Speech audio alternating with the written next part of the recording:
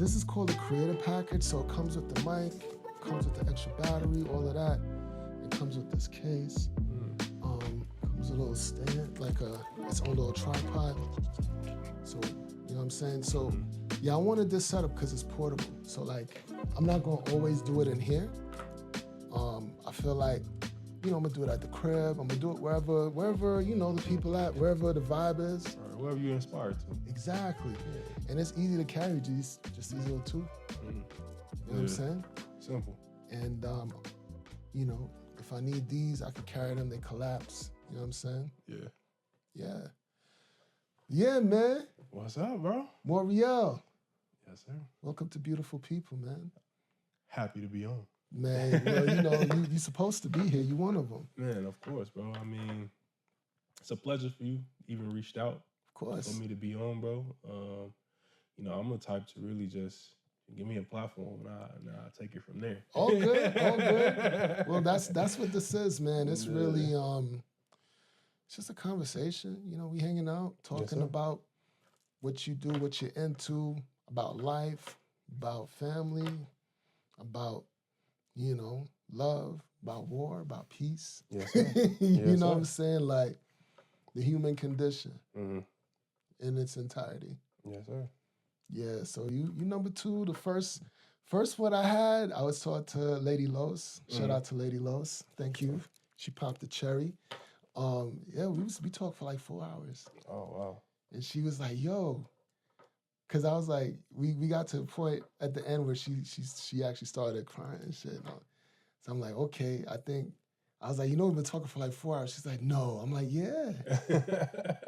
Yeah. I mean, but that's the vibe. I want it to feel authentic and natural. You know what I'm saying? Like, that's the other reason I like these. They kind of disappear after a while. Yeah. You know what I'm saying? Yeah, once you get into you don't have a thing up in your face reminding you always, talk to the mic. Yeah. You know? 100%. Yeah. So, we're recording now. Oh, yeah. Okay. Yeah. Any questions to? I mean, it's like I said, it's a conversation. So basically, tell us where Mauryell started. Where was Mauryell born? So, I was born on the south side of Chicago to teenage parents. Okay. My mom's name is Danielle. My father's name is Maurice. They put their names together and got Mauryell. So I'm named after both of my parents. Dope. Yeah, born and raised on the south side of Chicago at St. Bernard Hospital. Anybody that's from Chicago, they know about St. Bernard Hospital. They know that there's no trauma unit there. Okay. So it's like probably one of the worst hospitals to be born at, to get shot at and go to, all types of stuff. You feel what I'm saying? But you know, stories like that is just, you know, it's like authentic Chicago. For real. You feel what I'm saying? But yeah, born to teenage parents, the oldest of 5 now. Wow. So my mom only has 3. Okay. Me, my little brother Maurice, So he's the junior. Yeah, he's 23. Okay. He's 23. My little sister Mauryell, she's 15. She's my oldest little sister. Okay. And then we have Malia. She is 12. Okay. That's my dad's daughter on my dad's side. And we have Taylor. She is 7. Okay. So, yeah, those are all my siblings. Was Malia inspired by the young Obama? I don't know. But on my dad's side of the family, all of our names start with M. That's like our traditional thing. So like my grandma's name is Margaret. Yeah. I got twin aunties, Maria. I got an uncle named Marvin, cousin named Mikey. Of course, me, Maurice, Malia. Even my little sister Taylor, her middle name is Mackenzie, so we call her that. So it's just like we got M's all over the place in the family. That's funny. I mean, yeah, like with me, I'm Ryan. My little brother, his name is Romaine. And I got 2 brothers named Robert. How did that happen? Well, one's for my mom's, one's for my pops. Mm. Which one's older, or which one had they robber first? My pops, my brother from my pop, he actually lives in Chicago. Yeah, my two, my older brother, my eldest brother, and my older sister, they live in Chicago. Mm. Yeah, the other robber, he's in Seattle. So how many siblings you got all together? 7. I'm one of 7. Sheesh. Yeah. That's how many y'all want. Hey, bro, why not? Yeah. You feel me? Because we used to have big families back in the day, bro. You know, grandma had like 13 brothers and sisters. You feel what I'm saying? So it's just like, I feel like we need to get back to that. Pre-prophylactics. Yeah, you feel what I'm saying? We need to get back to having little villages, bro, because it's just I agree. like, there's strength in numbers. It's strength in numbers, and it teaches us how to work together out the gate. You know what I'm saying? I really agree with that, bro. I mean, I'll be honest, man. Like, that's one of the things that I feel regret about. I don't know if regret's the right word, but that like my family isn't tight. Like, I feel like we have so much potential to come together and do great things, but because of how we were raised, there's you know, like, I grew up Pentecostal, and it's like, you know, there was a lot of beat downs in the crib, you know what I'm saying? Because, you know, we get out of hand or whatever else. So you kind of when you know your ideology, your personal ideology is not really aligned, you start to kind of pull away. And I think that's kind of what happened in my family. It's like we love each other, but we're not friends. You know what I'm saying? Yeah. Because I've seen families,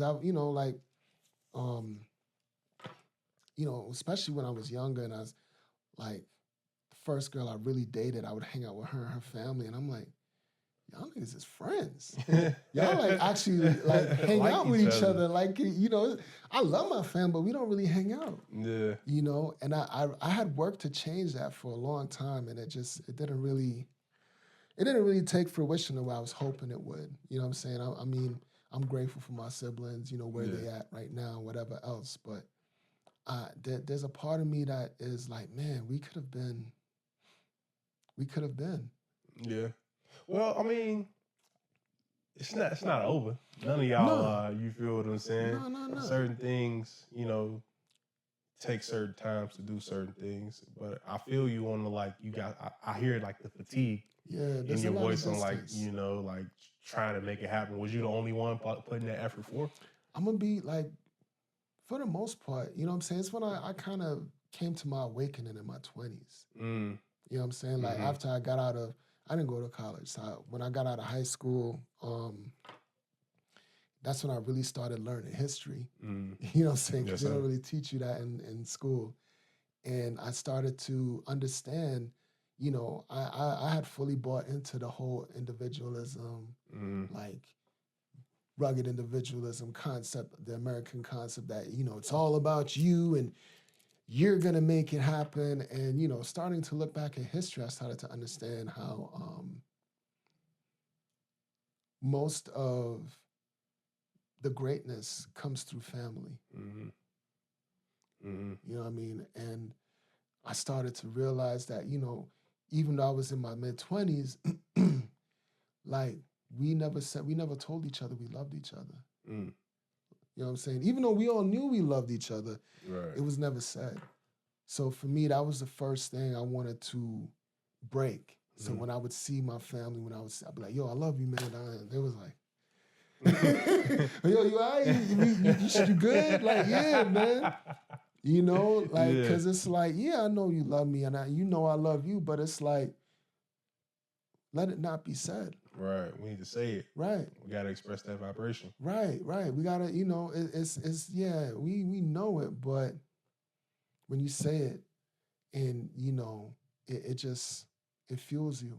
Yeah. It's reassurance. Right. Yeah. No, that's interesting, bro, because it's just like, you know, our families is like, that's like the base. That's literally the base, the basics. So it's just like for us, because I'm pretty sure your story isn't, you know, an anomaly. Like, there's a lot of people, even I would say, like, my family is not even like the best at being like Yeah. together. Like Yeah, we yeah. try. You feel what Yeah. I'm saying? We do certain things, but I wouldn't say like I wouldn't give us an A+ as a family. You feel what I'm Yeah, saying? So yeah, it's just yeah. like we gotta honestly relearn being family because Yeah. we've been taught like some terrible dynamics of like family. I feel like in general Mm. in our community we treat kids like slaves.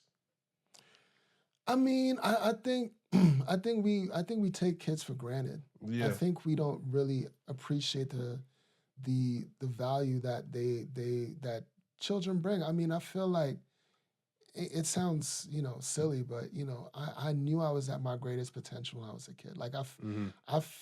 I don't feel as smart as I used to. Mm. Yeah, it sounds crazy, but No, I completely get it, bro, because it's just like I feel like I reconnected with that. right. And I think that goes back to like a love for learning. I feel like Right. as a kid, like we love learning new stuff and then like it fills our heart. But as we like get older, like we start the world starts to tell us this is what it is. So then we start Right. to conform into this is what it is, Right. and there's nothing else really to learn because it's all BS. Right. You feel what I'm saying? Yeah. And I feel like that's taken a lot of joy from people, bro. I mean, I don't disagree. I think I don't know. I think for me personally, like, and I used to feel like when I was younger, like late teens, early 20s, like I would set an intention Mm-hmm. and I would achieve it. Mm-hmm. Like I don't know, maybe I don't know if there were less barriers or if there were less distractions or I don't know, but I felt like I felt more accomplished, and maybe it's just me being nostalgic. Mm. Perhaps, I don't know. But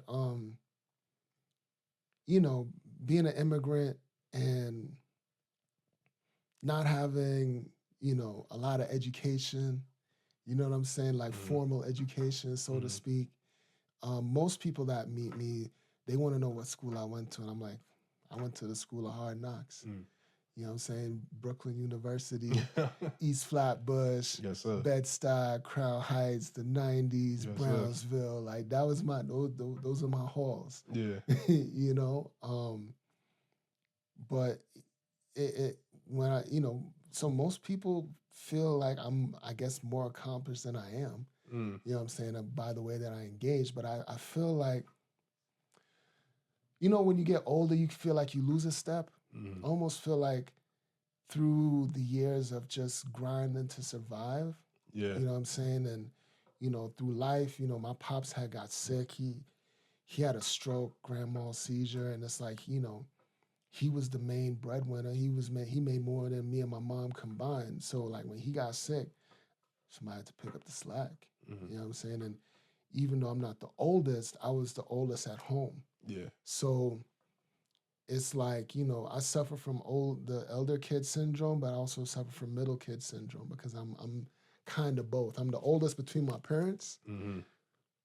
but I'm the middle in the run. Yeah. You know what I mean? Mm-hmm. So yeah, when Pops got sick, man, I had to step up, and I feel like, just my wonder years kind of ended at that point. Mm. It robbed you of your innocence. I wouldn't say it robbed me of my innocence. It was more of like, you know what, you can't like what I'm doing here to me is insane. Like, Yeah. if people Yeah. really understood Yeah. what I'm doing here, but it's a lot of risk. Like I became so risk adverse Mm. during that period. Like for me, I used to work 2-3 jobs, you know what I'm saying, just to maintain, as opposed to stepping out, because it was like, well, if I'm stepping out, I'm thinking about all the people depending on me. Yeah. And if I fail, it's going to affect them. Yeah. You know what I'm saying? It wasn't, and that, not it's not their fault. It's my fault for having that mentality. But I didn't do a lot of things because of that. Mm. Mm. I mean, that makes sense, bro. You took that responsibility on your shoulders, Mm. and the fun thing about it is it came back around full circle now. Right. And that's why I think, the story always continue. Facts. Just even going back to what you were saying about your siblings, it's like one day it may be a point where y'all come together, but now you can be able to look back and like, I tried this time, and this time, and now it finally came full circle. But I think that's how it is with a lot of things in life is that, we go through certain things not knowing how it's going to end up. Well, I mean, nobody knows what's going to happen next. Exactly. We all reading this, watching the movie at the same time. Exactly. You know what I'm saying? The thing about it is, though, it's just like, it's kind of like space in the sense of you went through that space to get to this space to will this into existence. Right. You willed this into existence. This isn't. Yeah. This isn't just happens chance. You pursued this. Yeah. But you have to get into the space. Yeah. To pursue it. Yeah. You know what I'm saying? So it's like time is separated by space. Yeah. You know what I'm saying? So it's just like as we continue to evolve in our own lives, new spaces will come in, new times will come in. Right. You know what I'm saying? It's funny, what you said before, like, one day we'll all come together. It's only been one time in my entire life where all my siblings were in one place, under one roof. I have one photo of all of us together ever. Sheesh. And I was at my pop's funeral. You know what I'm saying? Like, and my brother in Seattle almost didn't come. I was like, nigga, you coming. Right. I'm buying your ticket. Right. You coming. Like, nah, we ain't trying to be here. Yeah. Because, up until that point, that was a goal of mine in life, to have all of my siblings in one place. Because there was never a time where it happened because, my youngest sibling now, carries 32, 33, somewhere there. And my oldest sibling is, Robert's like 60. So, sheesh. Right. So it's like a 30-year spread. So we've never all been in, like, I grew up with the older ones, and the younger ones don't really know the older ones. Yeah. You know what I'm saying? And I was like, my dream was to always bring us together, but I felt like until I made it, we wouldn't come together. Yeah. How's your relationship with them individually? Like, do you have a good relationship individually? Oh, man. So, I mean, I say this, man. I felt like I was the bridge for a very long time between everybody. Because this one wasn't talking to that one wasn't talking to this one. And, for a long time, I tried to be the bridge, between the different individuals in my sibling group. And I mean, I just said, like, really what I guess broke that for me is I kind of had a falling out with one of my brothers. You know what I'm saying? Like, just real weird. You know what I'm saying? Like, it was like right after the pandemic in the summer of 21, went to New York, hadn't seen my mom's, since 2019 or whatever. Yeah. So summer 21, we all planned to go and celebrate my pops for Father's Day. And, we were all going to meet in New York. So my eldest brother, I knew he wasn't coming. But then my brother below that, we had talked about it, and he was talking like he was coming. So I'm like, cool. So I'm in New York, and I'm driving up to my mom's, because she lived upstate, and I flew into the city. And he calls me, and he's like, yo, I'm on the road. I'm like, okay, cool. He's a trucker, so I'm not surprised if he's going to drive from Seattle to New York. He'll do shit like that. Yeah. You know what I'm saying? Like, all right. I'm like, dope. I'm like, when you going to get here? He's like, oh, I'm not coming that way. I'm going to Denver. I'm like, why are you going to Denver though? Yeah. I mean, everybody's here. You know what I'm saying? But knowing who he is, I didn't want to get into it on the phone. Yeah. Okay? You know. Yeah. So I'm like, all right, you know what? If you're going to Denver here, you know, I had a house at the time, so I'm like, yo, here's a code to the crib. You know, my brother, I ain't gonna let you, you know, it's my older brother. Right. That's my role model. I ain't gonna let you have to go pay for a hotel. You can stay in my house, whatever. Yeah. And, you know, it was all cool. And I didn't really understand what's happening. And I ended up being in New York longer than I thought. I was only supposed to be there a week or two, and I ended up being there like a month. Yeah, that's another long story. But ended up being there like a month. And when I finally got back, things were a little hectic between me and my wife at the time because we were going through some stuff. And but he was there, you know what I'm saying? And it was like his energy wasn't helping. You know what I'm saying? His energy was not helping that situation. And like he just wasn't really trying to understand. Like, you know, be cool. You know what I'm saying? Like relax. Yeah. Like, but that's just how he is. He's always, you know? And, you know, so like we got to talking, like same way we talking now. Like, you know me, bro. I'm chill, laid back, conversations, whatever. And we start talking about family stuff and his kids and da-da-da. And then, you know, he's like getting mad because I'm asking him questions. I'm like, bro, we just talking. Right. You know what I'm saying? And you know, he's like, yeah, man, I love you, but you know, I'll fight you. I'm like, what, nigga? I'm like, you'll fight me? I'm like, what are you talking about, bro? Yeah. Like, why are we fighting? What? You know what I'm saying? And it's like, I've always defended him to the family. You know what I'm saying? Like, always. Like, when you was SOL, bro, you had nothing. I'm like, yo, I gotta take care of my brother. Cause when I was SOL, when we first came to this country, he was already here. And we didn't have nothing. We was all living in a 1-bedroom apartment in the 90s in Brooklyn. 90s is a part of Brooklyn, by the way. You know, like he used to hold us down. Like he was helping moms out, and like every summer I'd go check him, and he would take me clothes shopping and shit. You know what I'm saying? So I wanted to be like him. Yeah. You know what I'm saying? So when he fell on hard times, I'm like, yo, I got you, man. I ain't got a lot, but what I got, you got. Yeah. Period. You know what I'm saying?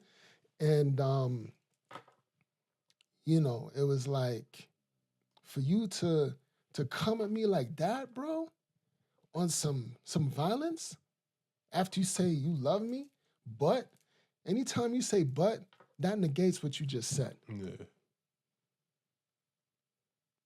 There's no way in hell I would ever think to harm my brother for any reason. You know what I'm saying? So for you to even say that to me, like, that kind of put me in a space like, yo, so all these years I've been defending you for this same type shit, this is just you.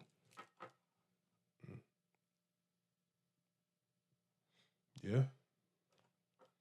Yeah. They say when somebody show you who they really are, don't forget it. Nah, nigga. Shit.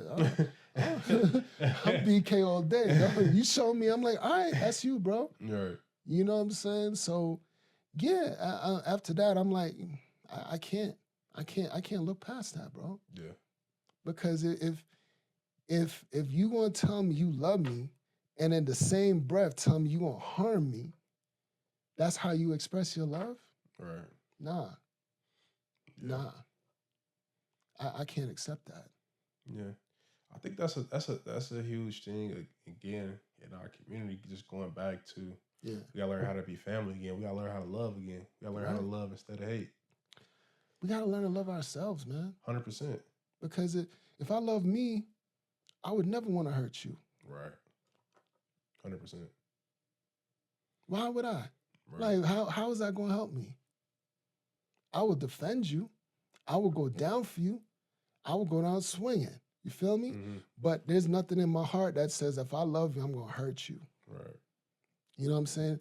Twice in my life, people did that to me. They tell you, you say, yo, I love you, and then right after that, do some grimy shit to you. Like, wow, it's a thin line. Mm-hmm. Very thin line, bro. And I think that's why I get so confused. You know what I'm saying? And how we grow up, because it's a very thin line between love and hate, man. Particularly when it comes to self. Right. You feel what I'm saying? Because I feel that we, due to cultural, environmental, psychological factors of our experience here in America, that line has been so blurred because of one thing that you talked about too. That heavy individualism. We got this I can do bad about all on my own complex. You feel what I'm saying? And it's like, oh, I'm holding it down for me. And in that sense, when you're not doing that, you hate yourself. You start to you put your worth into, your production. Right. You know what I mean? Whether that's, financial, emotional, physical, psychological, you feel what I'm saying? And I think that's kind of like the makeup of why we act the way we act.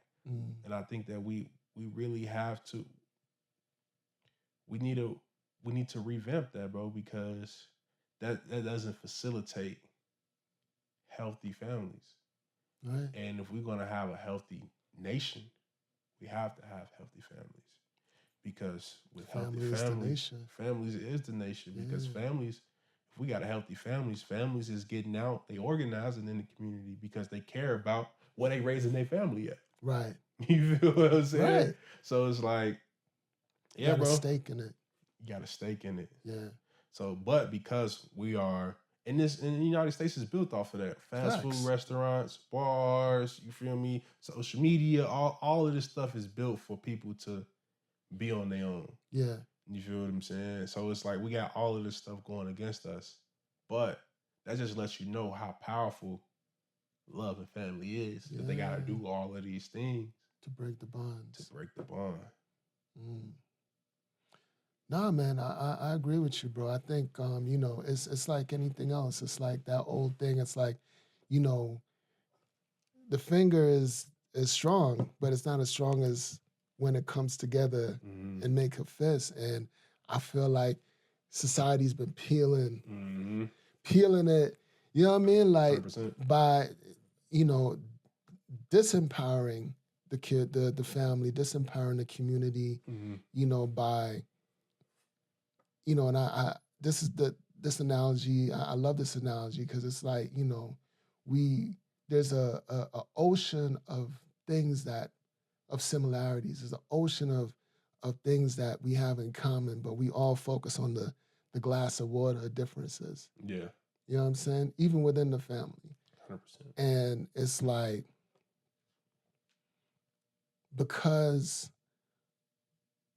we have lost that, as a people, at least, from my experience, it leaves us vulnerable. Yeah. Yeah. We're very vulnerable right now. Our community is very, very vulnerable right now. It's the reason why, the things that's hidden and popping right now is popping right now because that's really just express hurt. Right. You feel like people are masking money, clothes, all of these things to mask up hurt feelings. I don't disagree, bro. I mean, I don't know. I feel like that's part of excuse me, that's part of why I started Bhuetful. Because I wanted to change the conversation through clothing. You know what I'm saying? To, because it's an art project to me. It's like, this is art, but to me, everything we wear says something, whether it says something or not, like whether it has words or not. Everything we choose to put on, because most of us choose what we wear. Right. So we're all communicating something through our clothes, consciously or subconsciously. And for me, I wanted to subvert that conversation through through Beautiful, through my designs, through um, the way that I would hope that people would engage with it. You know what I'm saying? And fortunately, people have engaged with it in that way. You know, the conversations I have around what I do and why I do it and what it all means tells me that my intention is working. Indeed. It's like you mapped it out. Yeah. You know, I think that's very powerful because you put something into existence to make the world a better place. Yeah. And I think that's all we all need to be doing. Right. You feel what I'm saying? We talk about, you know, this revamp, this renaissance. I want to tell you, you're doing exactly what our people need, bro. Like you're exactly on the frontier. Thank you. Exactly holding your post, exactly where our people need you to be, bro. Thank you. Because we need everybody to be whatever they're doing in their craft, infuse that. Yeah. And the world to be a better place. Facts, and bro. That's something we've always done since ancient times is infuse, you know, the greater good spirituality mentality into the craft. I agree, man. So on that note, like, let's talk about what you're dealing with, what you're doing now. So I don't want to say it incorrectly. So tell me or describe what it is that you do now and what capacity you do it in. Well, bro, I do a little bit of everything. Sure you're not Jamaican, man? Man, bro. You know, I'm a little bit of everything too. You feel what I'm saying? I do a little bit of everything, and I'm a little bit of everything.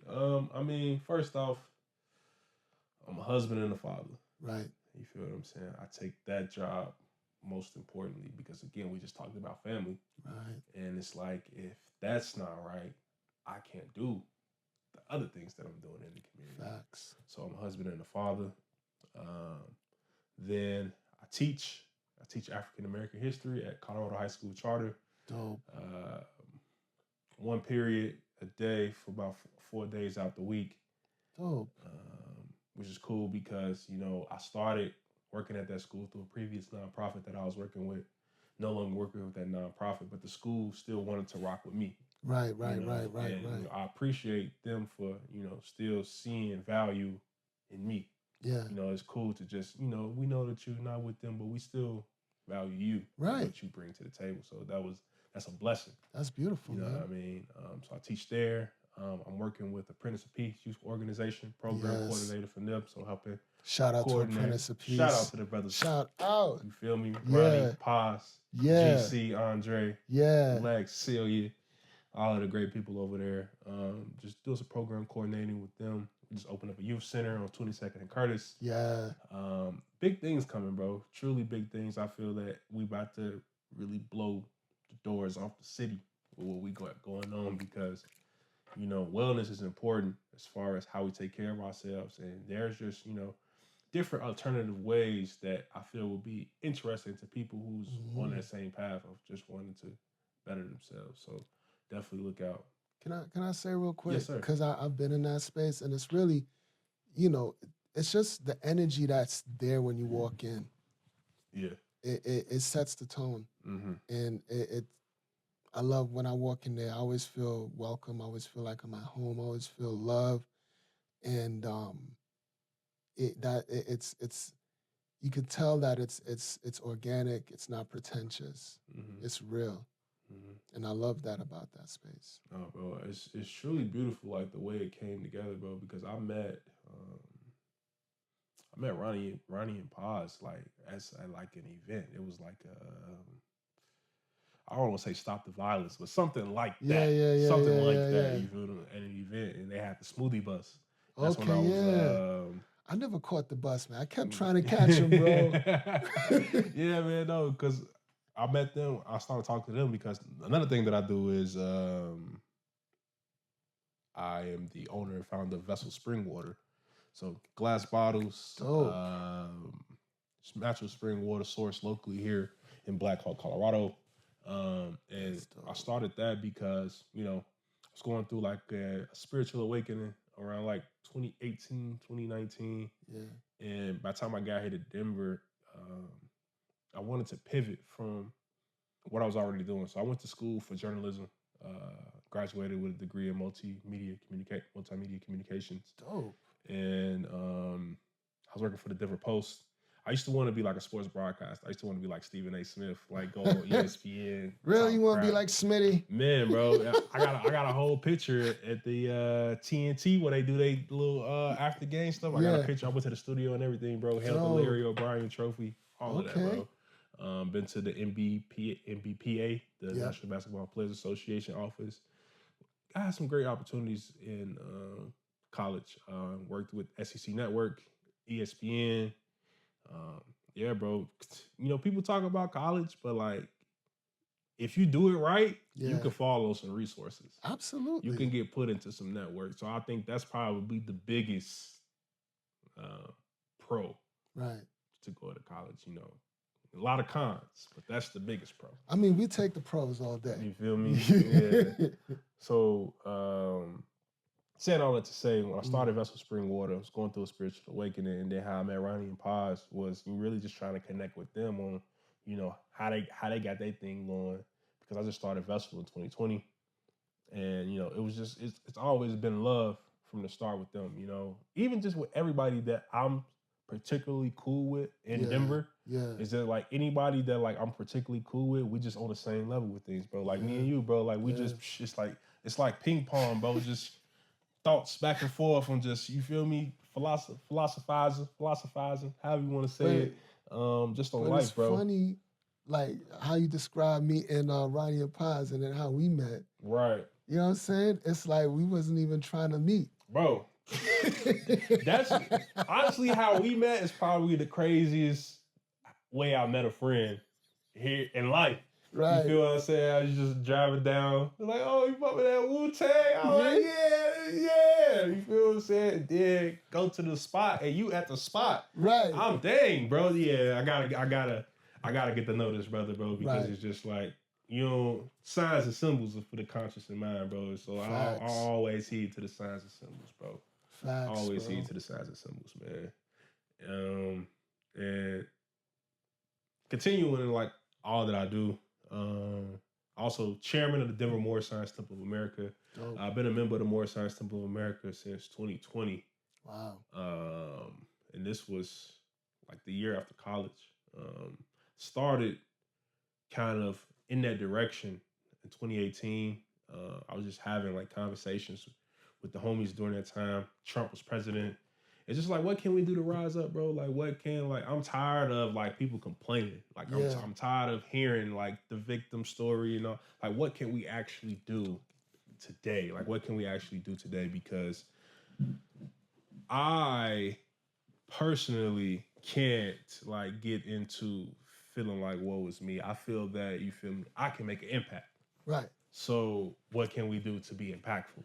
And, you know, that led me down a rabbit hole of listening to Malcolm X, Martin Luther King, Angela Davis, you know, Fred Hampton. The OGs. Yeah, listen to the OGs, see what they said. And it's like, bro, the OGs is giving us the answers.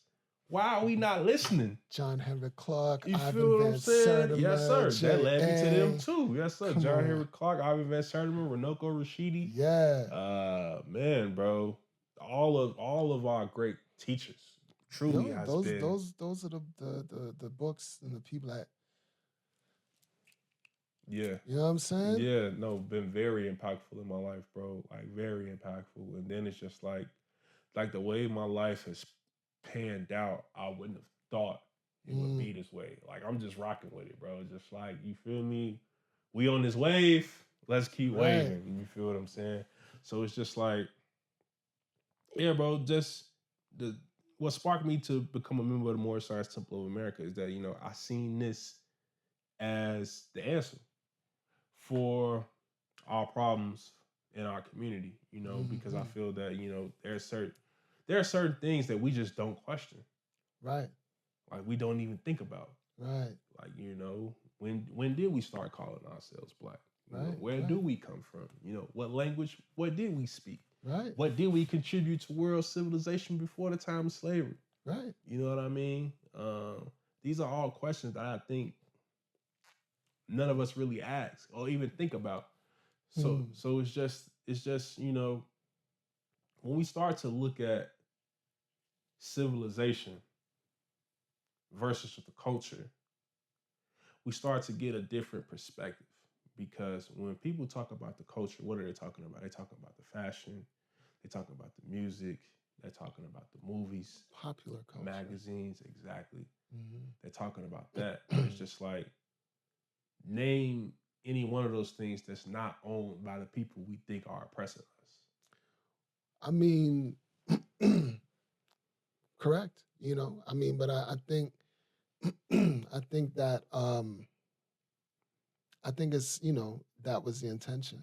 Exactly. To create those institutions and those concepts to divert the attention away from what's empowering. Exactly. Because if one don't identify with the popular culture, what happens? They don't feel black enough. You're ostracized. Quote unquote. Right. That's how you know it's a programming. Of course. Because it's like, oh, if you're not wearing a certain clothes or speaking a certain slang or listening to certain music, you're not one of us for real.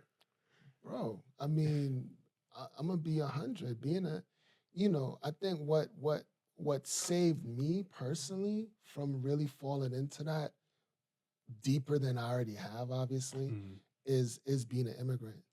Is not really fully being a part of it to begin with, and kind of looking at it more objectively than someone that's too close to really see it. You know what I'm saying? Because like when I was in New York in school, like I used to not understand, you know, being an immigrant. I used to not understand the hatred I would get, like when I came here. I'm like, but I'm black like you though, like whatever. You know what I'm saying? I'm from African descent, just like you. You know, your boat stopped here, my boat stopped there, type shit or whatever. You know what I'm saying? And I got ancestors in the Caribbean, you got ancestors here, type shit. You know what I'm saying?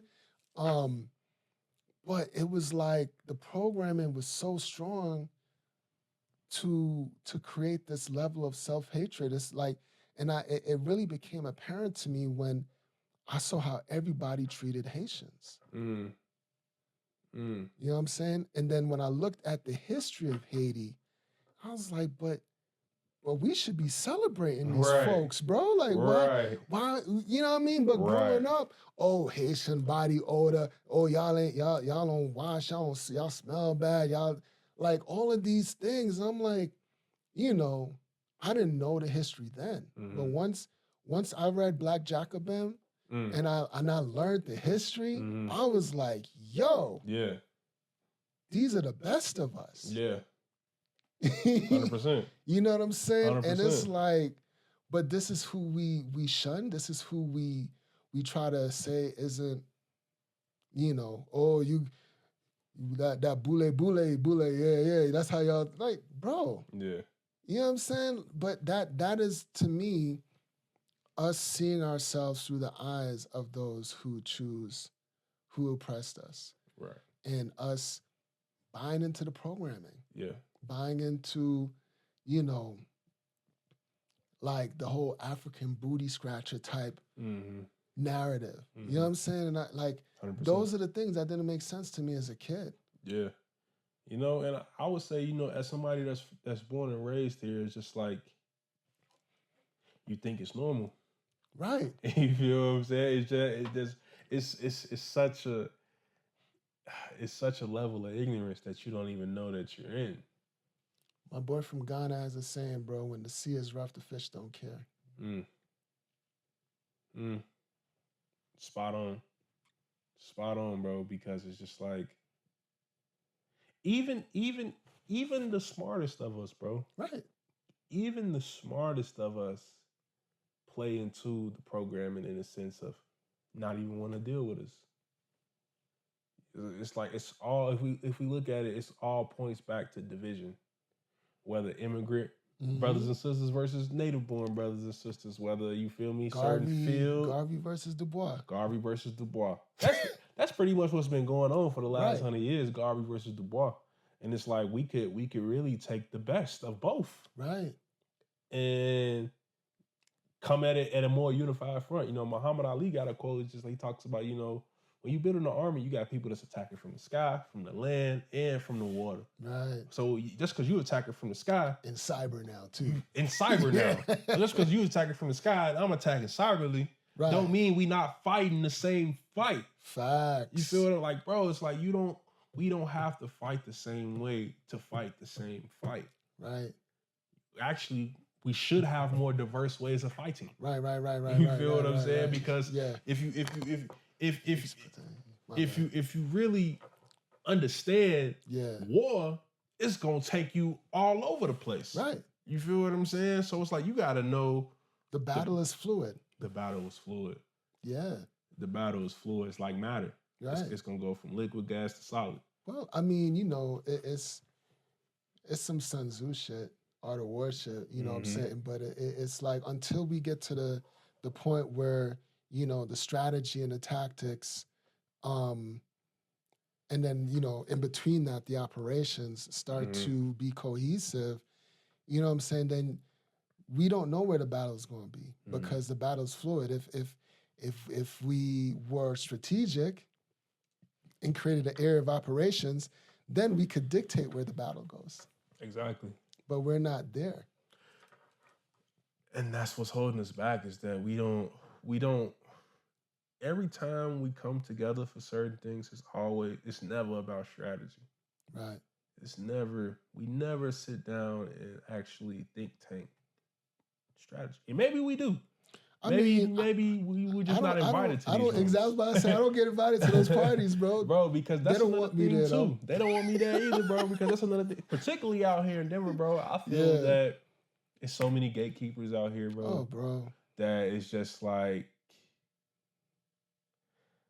they think people don't see them. Like, bro, I see you gatekeeping. Right. Like, I see you not wanting to really even have me here in this event, bro, because you know what I'm finna say is finna be something real, bro. It's so funny, man, because it's like, I feel that. It's so sad to me, but I feel that. Like, I be showing up at places and the vibe that I get, like, oh, you here? Like, yeah, I'm here. Right. Like, okay. Right. You know what I'm saying? Like, yeah. And it's like, but it's just this weirdness. Bro, we have like here's the thing. Because I won't even say a decent portion of our people are so ignorant that when you get to that level of like the elites of us, they already have a sense of better than the ones that's ignorant.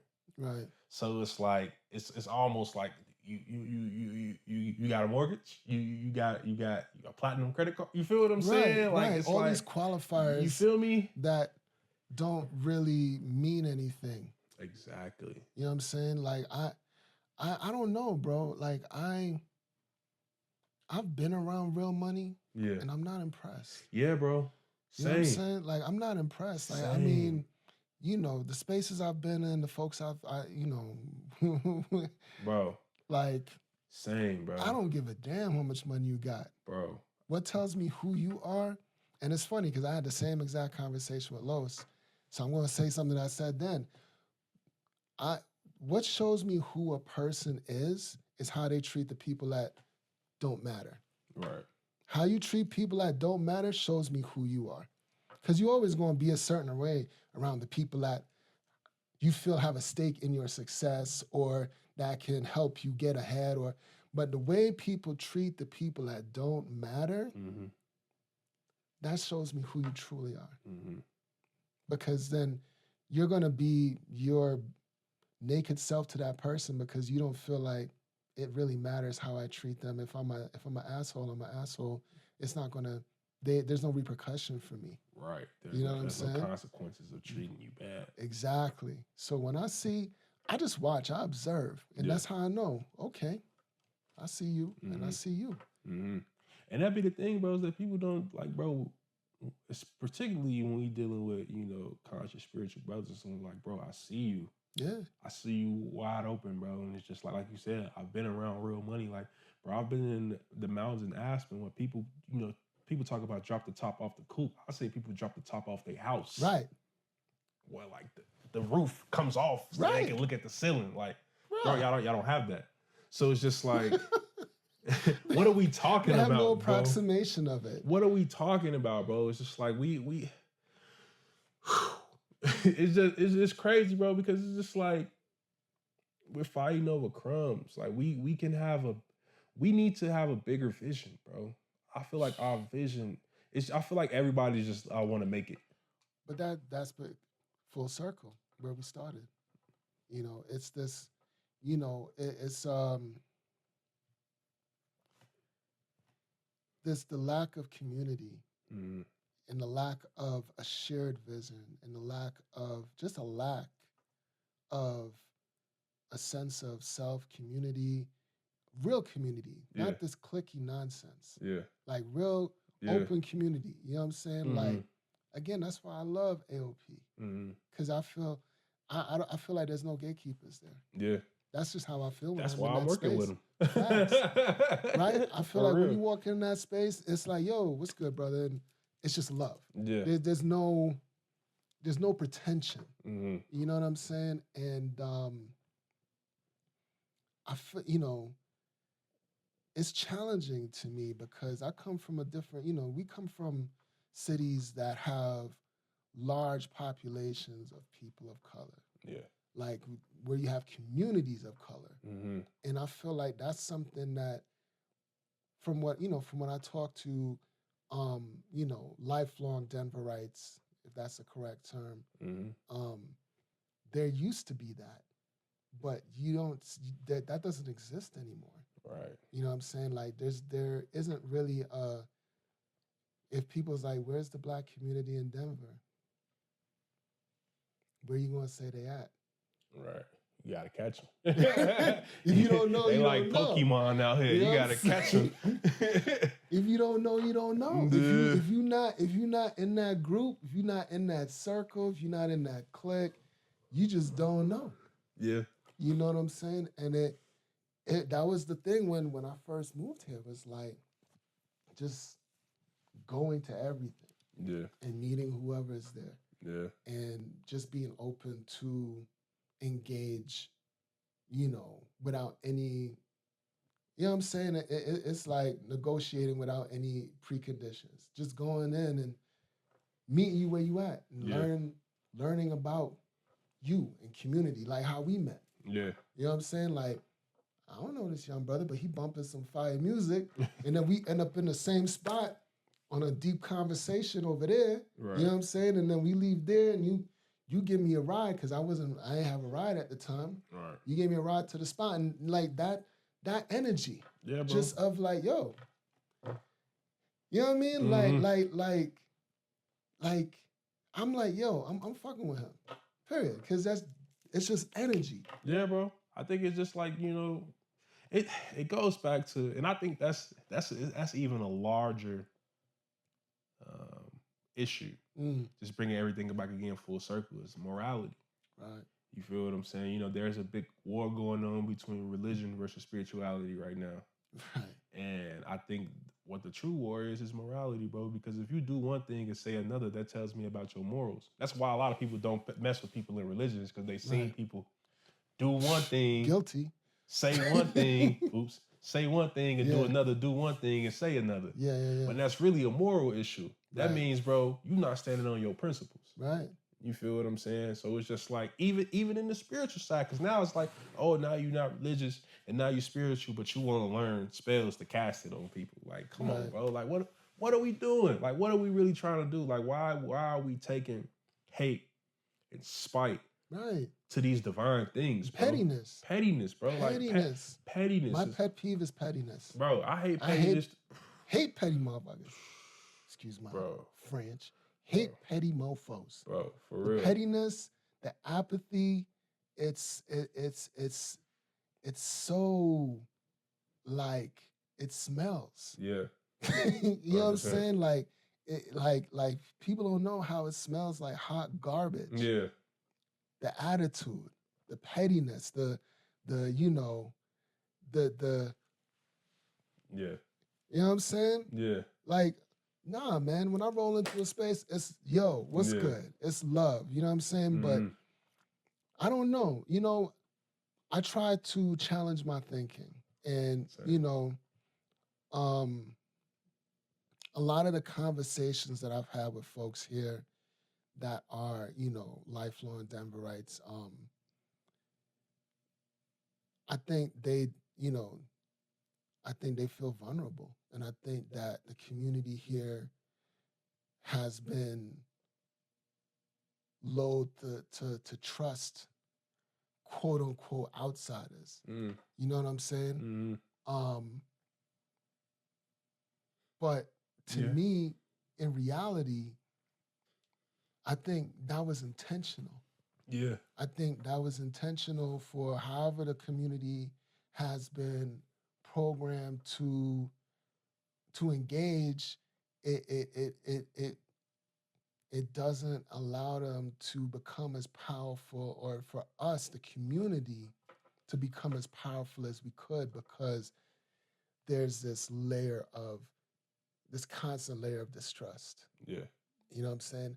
And I'm not saying, look, if you meet a brother today and he's like, yo, I need 5 Gs, I'm not saying to give a nigga 5 Gs. Right. That's not what I'm trying to say. Yeah. What I'm saying is just a level of genuine, sincere engagement is what's missing from some of the conversations I've had, some of the spaces I'm in. Because, bro, you know me. Like, when I come in, that's what Yeah. you see is what you get. What I say, that's what I'm gonna do. If I can't do it, be like, bro, you know what? I'm sorry, man. You know what? XYZ happened. I can't do that. Right. But I'm not gonna hide from it. Right. And if you judge me on me not being able to fulfill, even though I came through proactively and let you know, I don't know. Life happens, You bro. can't control that. Circumstances happen. If you can't understand that, then I don't know what to tell you. Right. But I feel like folks, you know, and this really, it's hard for me to understand because I've only lived in cities, Yeah. like big cities, like Yeah. even back home in Jamaica. I mean, I was in Kingston, like Yeah. St. Andrew, Kingston. It's like the same thing. Growing up in New York, I mean, I left New York. I lived down in South Jersey for a little bit in Atlantic City, but you're still kind of in the New York bubble, even Yeah. that far out. You're on the New York-Philly border. So I've never, you know, coming here, I didn't intentionally come here for community. Right. You know what I'm saying? Like that, I just came here because it was beautiful. I mean, I first started coming out here, and like back in 2007, I'm like, yo, why have I not been here? Right. You know what I'm saying? I kept 100%. coming, and I was like, yo, I'm gonna just find a way to get here, and here I am. Yeah. And I'm like, you know, I'm gonna find it because I'm like, I'm used to, because I'm an immigrant, I'm not afraid to go into new spaces. Mm. You know, like Yeah. wherever I show up, there's gonna be people there, and if there's people there, I could build. Easily. No, bro, I think that's the same kind of way I kind of viewed it moving out here. It's just like, because like I'm from Chicago, so it's big city. I grew up around nothing but us. You Right. feel what I'm saying? So Ditto. just to come out here and, oh, y'all was in mixed classes like your whole life? Like, Yo, yeah, there that's- was one white person in my high school growing bro, up. same. One. And I didn't have any white classmates before high school. And that dude was there for like one semester. Yeah. He was like, I'm out. Getting out of here. Bro, it's yeah, so it's just like to hear people experiences out here, you could tell why they act the way they act, because it's just Right. like you know, all these transplants and things like that, because it's like they already done gentrified these neighborhoods. Right. So it's like we coming here that they feel like we coming here to take more. Right. And it's like, bro, no, we really can help you take it back. Right. You feel what I'm saying? Right. So it's just like we have to get out of our own way. Facts, bro. We're in our own way, bro. Seriously. Easily, because it's like the bad news is we're the problem. The good news is we're the solution. Right. You feel what I'm saying? I love that. Thank like you. we're the Yeah. solution, bro. So it's just like it all depends on, you know, which way you tuning in your wheels. Right. You feel what I'm saying? Like it's that simple. It's that simple. Yeah. There's nothing that can stop us. I mean that 100%, bro. I agree with that 100%. Nothing can stop us. Folks been trying to stop us for millennia, and we still here. We still here. You know what I'm saying? Like when I look at like, like Australia or like New Zealand or like, you know what I'm saying? Like the Philippines or you know what I'm saying? Like where there's been a war on, let's just say it, man. Like there's been a war on melanated people since, it's like if people came out of Africa, that means no matter where you go in the world, the first people there were African. Period. So let's just use basic common sense. So if now when you go to those places, ain't no African people there, that just means that whoever displaced them, that was they genocided them. Right. You know what I'm saying? And we see evidence of that in the modern era. You know what I'm saying? Yeah. A lot of times we do be there, they just don't showcase it. You feel what I'm saying? They just have whoever marry with the ruling families. Right. They get, you feel me, they melanin gets bleached out through intermarriage, but whole time, like look at a place like India. Yeah. Right? Well, India, they're literally like promoting bleaching your skin. Yeah. They're promoting it because they know a vast majority of people from India are dark skinned, bro. Yeah. A vast majority of people from India are dark skinned. So it's just like, how did we get convinced? I'm sorry, I'm gonna cut you off. But it's like, how did we get convinced that black is whack? How like at what, like who, you know what I'm saying? Like I'll be thinking about that, like, yo, who was the first brother? I was like, nah, man, I hate being black, man. Like, you know what I'm saying? Like where did that happen? Where did it happen? Where like how did we get bamboozled into believing that we are less than, or by viewing people that are darker than us, you know what I'm saying? Even within the community, the colorism, you know what I'm saying? Like, how? Like, you know what I mean? It goes back to power, bro, because when, the Moors, us, when we were on top, Europeans were dark in their face. You feel what I'm saying? So it really goes back to power and people wanting to emulate the people that's in power. Facts. Because we got to go back to the 1920s to where, like, you feel me, not only were people bleaching their skin, but they was putting all type of crazy chemicals in their hair to make it look, you feel what I'm saying? Conking it out. What my man called himself back then? Detroit Red or something? Yeah. Talking about, bro, they used to slick their hair back and try to look like Italians and stuff. Like, bro, like, we got to understand, like, what happened to us is really unprecedented in world history. Right. You feel what I'm saying? Right. Like, it's truly unprecedented. Right. Of, like, the amount of mental abuse, trickeration, discrimination, and mental slavery that happened to our people, bro, is truly on a scale that this world hasn't seen before. So when you have, you know what I'm saying, people who come here and try to talk about, you know what I'm saying, the brothers and sisters that's born here, not really understanding that, bro, you feel me? You didn't really feel generations of this, bro. Yeah. You feel them? Even though dark-skinned people across the world are catching it. Yeah. Even across the world. Yo, Jamaica bleaching is a huge problem. Bro, even my wife from Somalia, they do it in Somalia, bro. It's crazy. And like, I used to get so much shit for this, bro, what I'm about to say. Sisters would get mad, but I'm like, yo, there's no difference between you bleaching your hair and bleaching your skin. You're still chemically stripping away what God has given to you, what you were born with. Facts. You're using a chemical to strip it away. Yeah. So it's like, sisters would be like, oh man, I can't believe these folks bleaching this. I'm looking at you like, yo, you got that lie though. Stop lying to yourself. Yeah. It's the same thing. It's the same thing. How is it different? Yeah.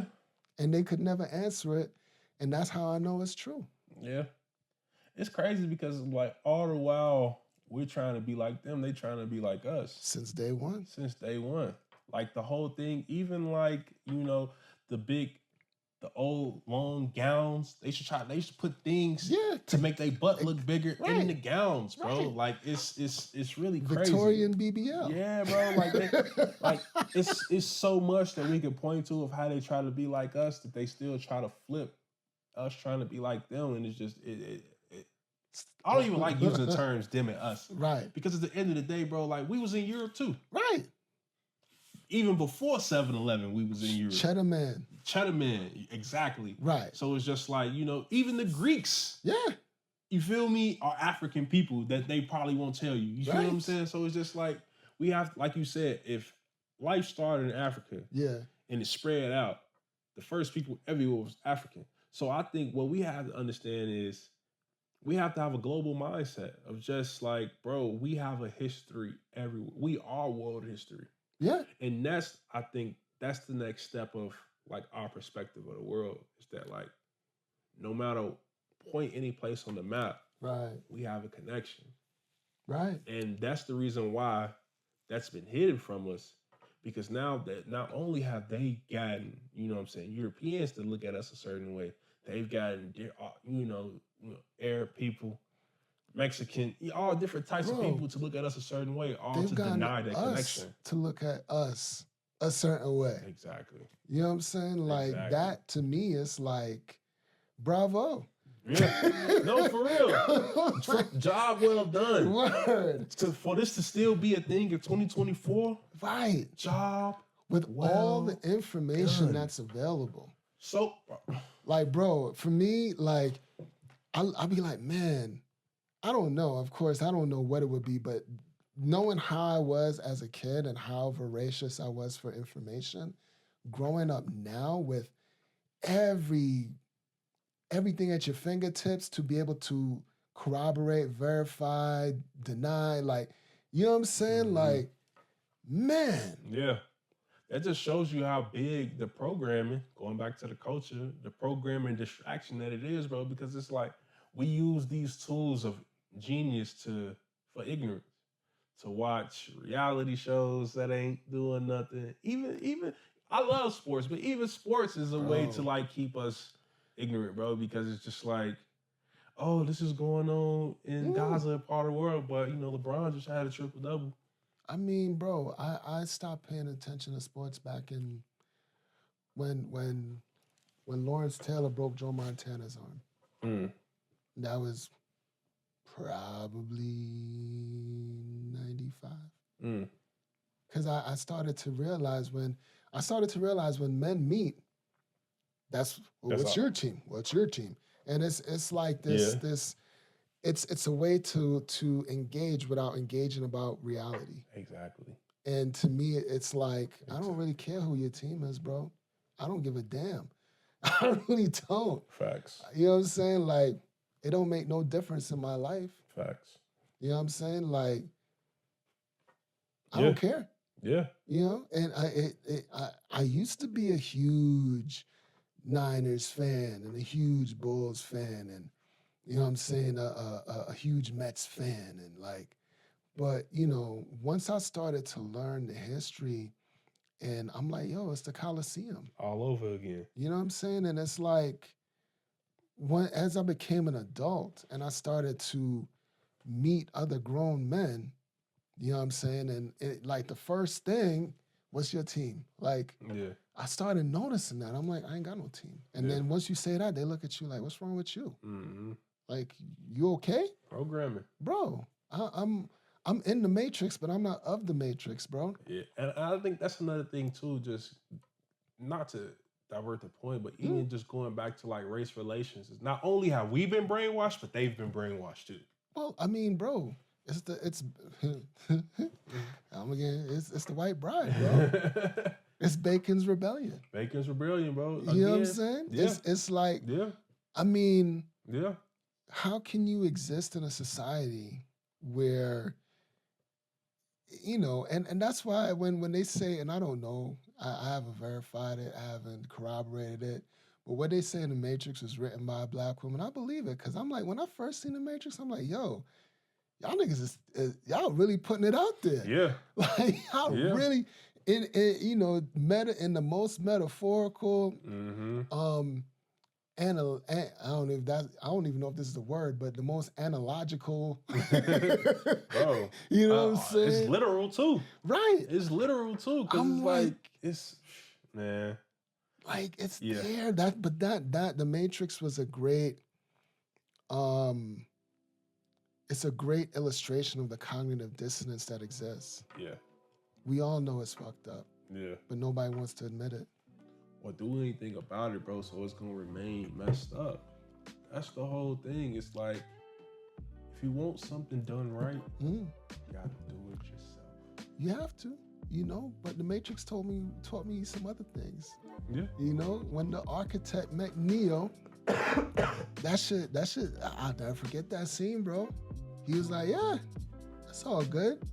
You just an anomaly in the system, bro. You ain't the first Neo, and you're not gonna be the last. We're gonna correct for it. We're gonna move on. Yeah. I think